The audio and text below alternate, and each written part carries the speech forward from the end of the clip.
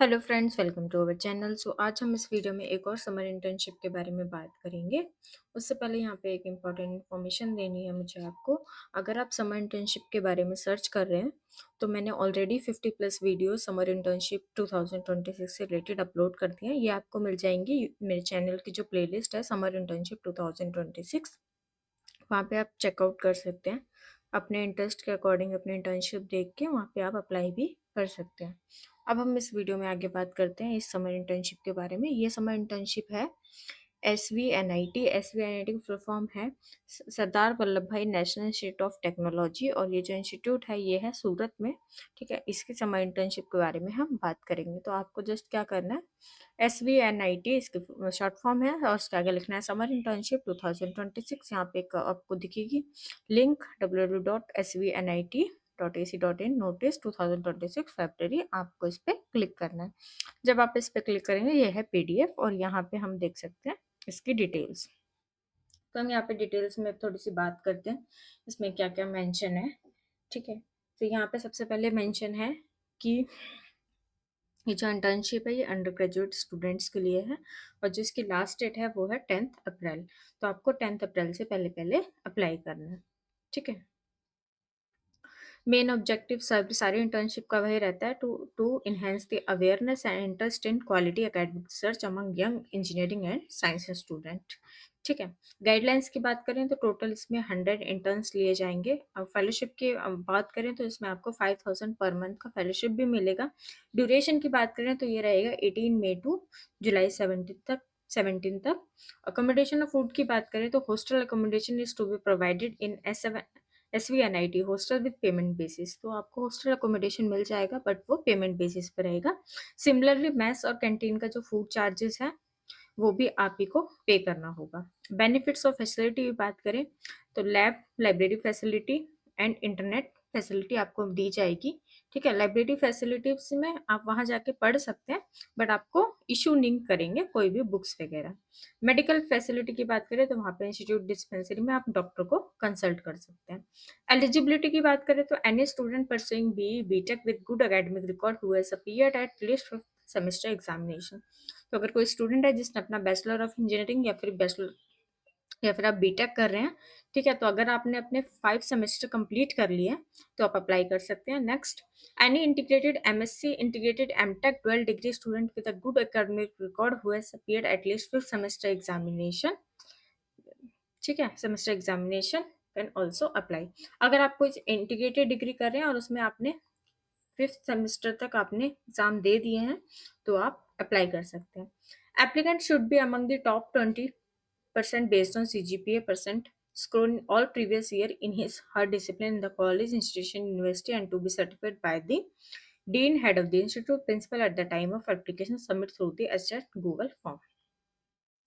तो जो आपका एकेडमिक रिकॉर्ड होना चाहिए, आप टॉप 20% में होने चाहिए अपने सारे सेमेस्टर्स में, सारे प्रीवियस ईयर्स में। ठीक है, अपने कॉलेज, इंस्टीट्यूट या यूनिवर्सिटी में जहाँ से भी आप अपनी डिग्री कर रहे हैं। Student must submit a project right up maximum 500 words and upload the single PDF file in Google form.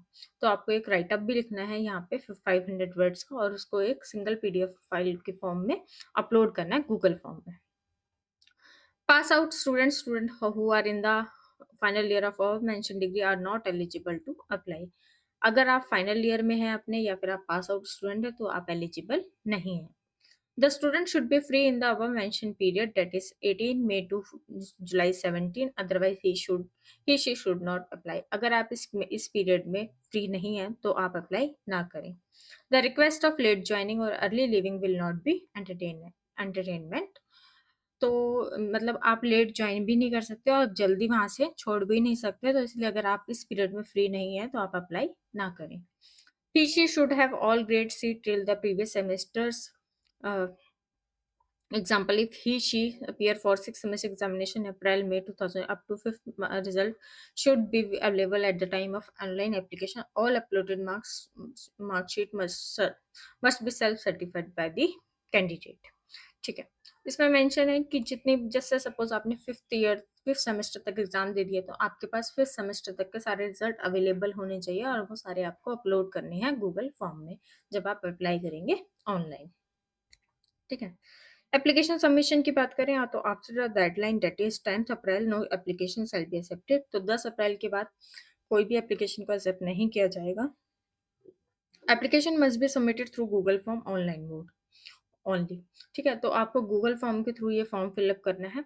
Fill all the details must be correct and in order. जितनी भी इंफॉर्मेशन आप उसमें फिल करेंगे वो correct होनी चाहिए और order में होनी चाहिए। Upload all relevant documents in Google form.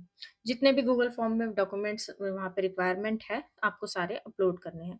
Offline application application through email shall not be entertain. तो ऑफलाइन आपको नहीं अप्लाई करना है। अगर आप मेल के थ्रू अप्लाई करने का सोच रहे हैं तो वो भी रिजेक्ट कंसीडर किया जाएगा। सिलेक्शन प्रोसीजर की बात करें, the selection procedure consist of preliminary screening of application followed by an interview department online mode faculty wise at the option of concern department. तो इसमें जो सिलेक्शन प्रोसीजर है वो आपका पहले तो ये जो आप ऑनलाइन फॉर्म भरेंगे इसका स्क्रीनिंग हुआ, उसके बाद आपका एक इंटरव्यू भी होगा जो कि ऑनलाइन मोड में रहेगा। Selection may depend upon the consistent brilliant academic performance, project write-up, work carried by the student beside his regular academic performance in the interview.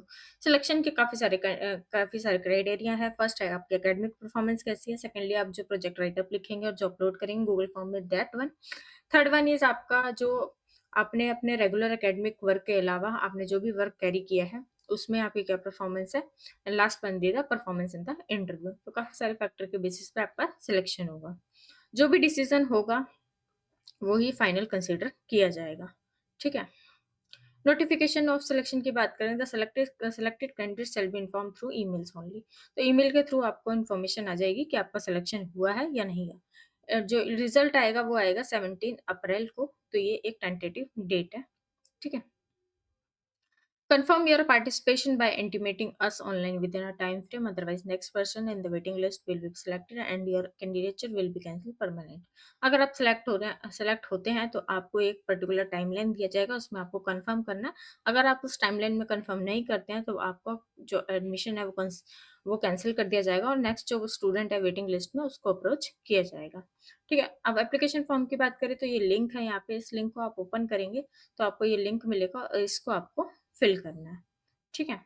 इसके अलावा ये सारे डिपार्टमेंट्स हैं। आप जिस भी डिपार्टमेंट में इंटरेस्टेड हैं यहाँ पे आप फैकल्टी की जो वेब पेजेस है वहाँ पे आप विजिट कर सकते हैं और अपने इंटरेस्ट के अकॉर्डिंग अगर आपका इंटरेस्ट मैच हो रहा है तो आप यहाँ पे इंटर्नशिप के लिए अप्लाई कर सकते हैं। तो जो भी बच्चे इंटरेस्टेड हैं यहाँ पे अप्लाई करने के लिए वो 10th अप्रैल से पहले पहले अप्लाई कर सकते हैं। इसके अलावा अगर आपकी कोई भी क्वेरी है तो आप कमेंट बॉक्स में कमेंट भी कर सकते हैं और आपको कुछ प्रॉब्लम आ रही है तो आप मुझे कॉन्टैक्ट कर सकते हैं इंस्टाग्राम पर। इंस्टाग्राम का प्रोफाइल लिंक वो लिंक आपको मेरी प्रोफाइल में मिल जाएगा। So thank you.